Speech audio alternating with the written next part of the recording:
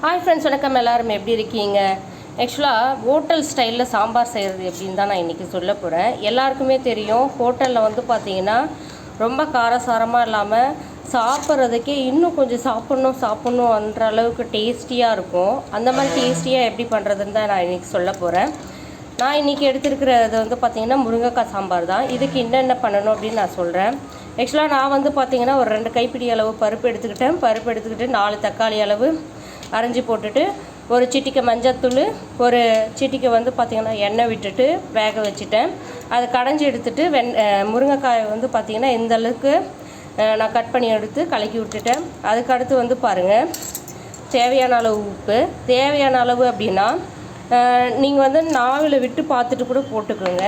ஏன்னா உப்பு பொறுத்த வரைக்கும் தேவையான அளவுன்னு எதுக்காக சொல்கிறாங்க அப்படின்னா, அதிகமாகவும் இருக்கக்கூடாது, கம்மியாகவும் இருக்கக்கூடாது.